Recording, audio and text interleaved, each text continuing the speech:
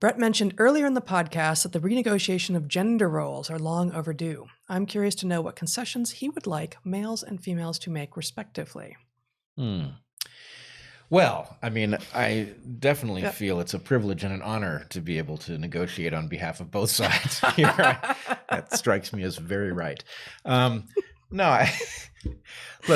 I think I don't think it's that kind of a renegotiation. And I think, this is one of the things, I think you and I have slam dunked this, right? Because our relationship is entirely non-traditional with traditional elements where they make sense, right? It is a very symmetrical relationship, almost to an absurd degree, in the sense that, we had the same job at Evergreen. We continue to have the same job. Right. We can't seem to avoid having the same role in the universe, the same access to healthcare, all of these things. We have the same children?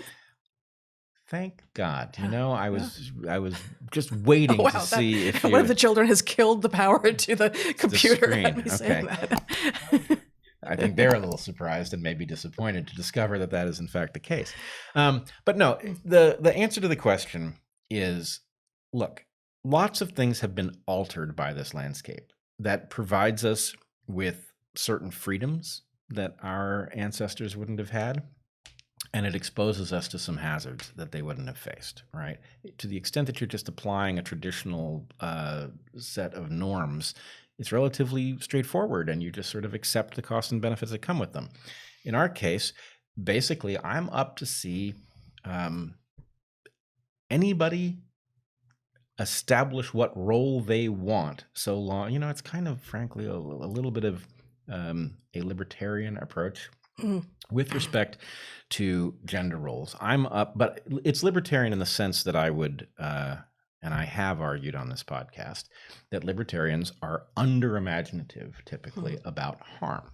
And so the point is, you should essentially be free to do anything that doesn't have harmful consequences to others. But harmful consequences flowing to others are much easier to produce than you think. And so you really often invisible, sometimes long-term, just like what we were talking about in the first hour today. Yeah.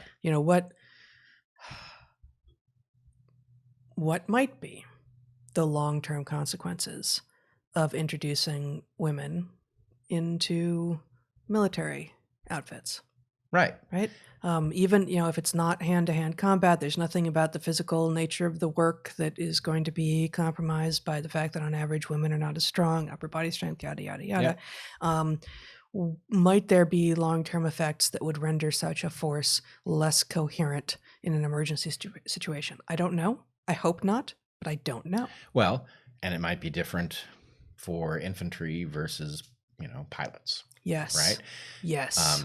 Very much so. So anyway, there's something to be navigated there. And it is also highly likely, in fact, I would argue it is very close to certain, that even in places where it can be done in such a way that it doesn't harm our military effectiveness, that there are much better and worse ways to do it. And so anyway, a sort of sensitivity to, in the case of the military, I think we have a particularly clear case, which is this is the place where our aspirations for equality and other such values have to be secondary to our ability to protect the nation from harm, which doesn't mean they're unimportant, but it means, it's just as you don't want somebody bursting into, an operating theater and interrupting your heart surgery to, count how many people of different races are in the room and try to establish equity. Right.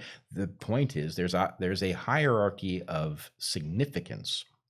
And in the case of the military, individual aspirations are not the highest priority. Right. And in fact, I keep trying to figure out how to phrase this, right? The military has, in fact, been very well integrated for much longer than many structures, right? Racially integrated. Right. Yeah. Now, that's not its history originally, right? But the point is it has... And it was sort of like at a gross level integrated before it was actually like interspersed integrated, right? I mean, there were separate units. There were different units, right? And then there weren't. And so there are ways in which people who weren't traditionally working next to each other have been put in that position, and the military's figured out how to do it and do it well.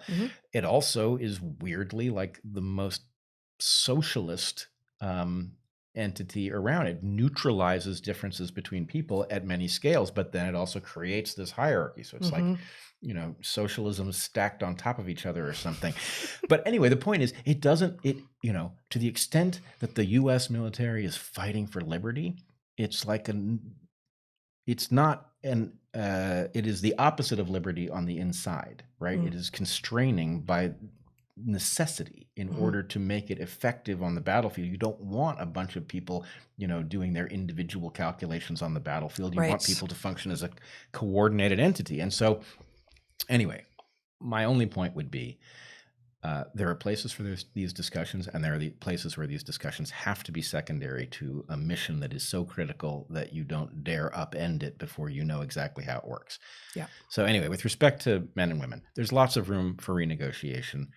We need to be cautious about what we don't know about what happens with all sorts of things. Obviously, women being in the workforce has been fantastic. The number of things women have accomplished, in, for example, the scientific milieu is huge, right? So this is obviously a good thing. Did it come without complexity? No. And in fact, we still haven't figured out all of the complexities of how it's supposed to work. So anyway, it's a work in progress. And to some degree, we yell at people who try to talk about the complexity. Yes. Yeah. Absolutely.